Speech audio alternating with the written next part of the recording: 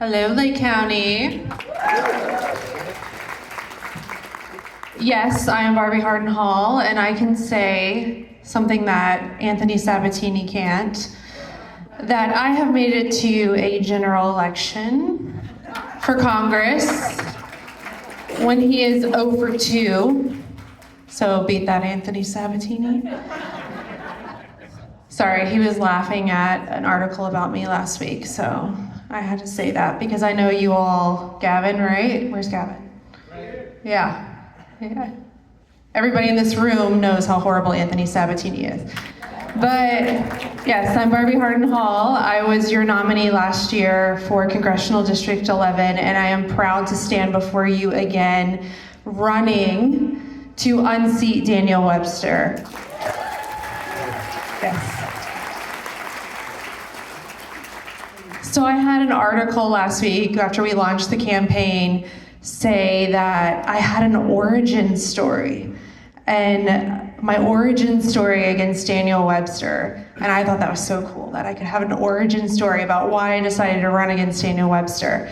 So for those of you who do not know, I'm a Lake County girl right here, born and raised. Never thought I would be running for office at all, let alone Congress. And it wasn't very long ago, I was 7 months pregnant, and my 20-month-old, who is happy and healthy, my third child, just stopped walking.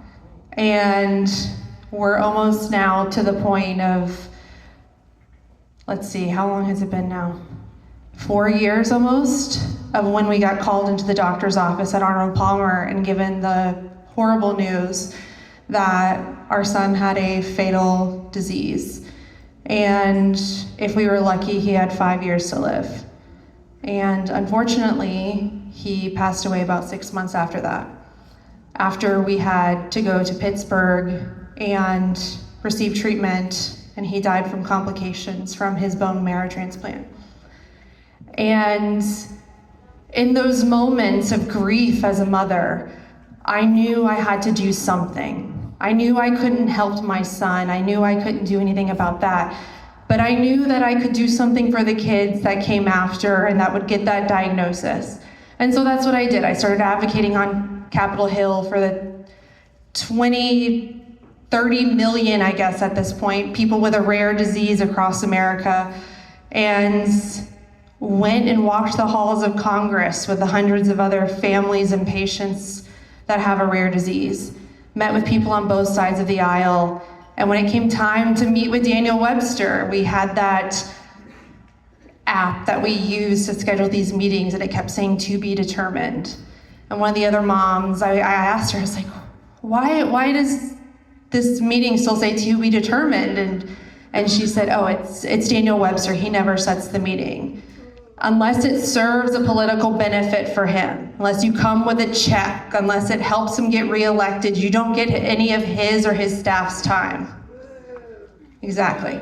And to me, it just wasn't right. If sick and dying children are not worth even 15 minutes of your staff's time, then what is?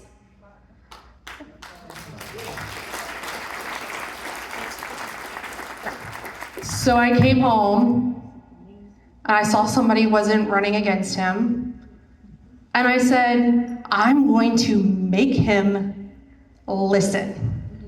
So I ran against him, and I made him listen.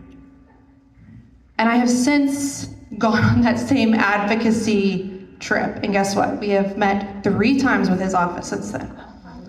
So I made him listen. So that apparently is now my origin story with how I got into politics. And it was crazy because once I did decide to run, it was, Greg knows, this girl shows up at a Lake DEC meeting, I'm running for Congress against Daniel Webster. And I think a few of you were kind of like, okay, sounds good. And then turned into this crazy, unexpected thing that nobody experienced. And I know my Villages people here know. Yeah.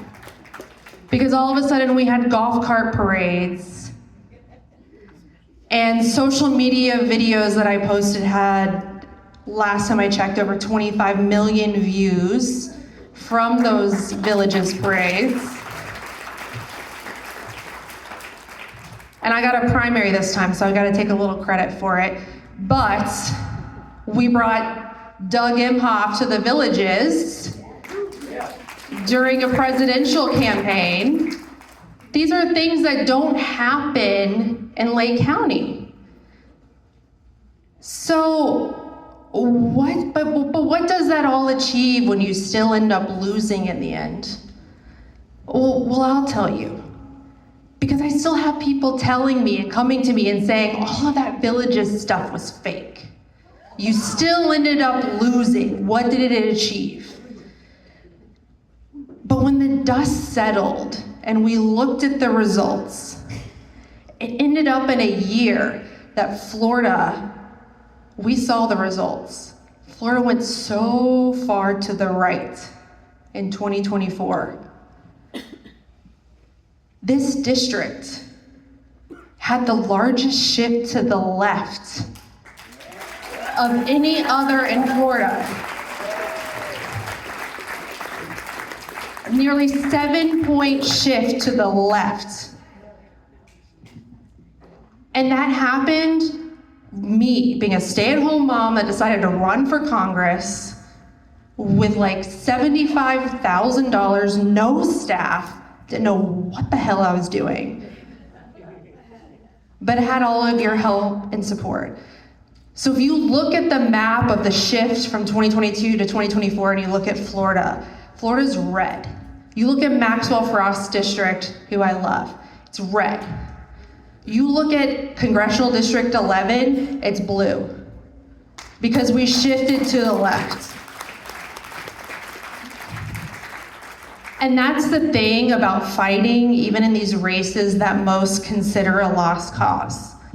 At some point, things change. But things can never change if we continue to view places like Lake County as unwinnable. I have a call to action to all of us in Lake County.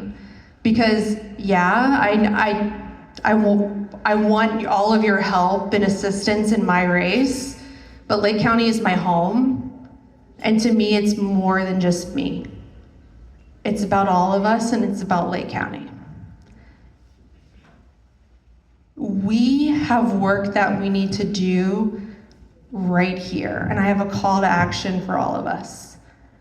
And it's that precinct by precinct, election by election, we work to do what we need to do to make this a blue county.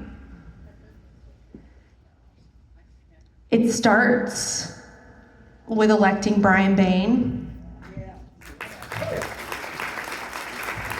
on November 4th and flipping the Claremont City Council blue. We're gonna do it. It means recruiting the Democratic candidates to run in municipal and county races on the issues that cross party lines that citizens have continued to voice concerns about and that are currently being ignored by Republicans that have been in power for decades. And I know we love that 2024 turnout number in Lake County. I know we love it. But we need to do everything we can to not only set a high goal in 2026, but we need to blow it out of the water.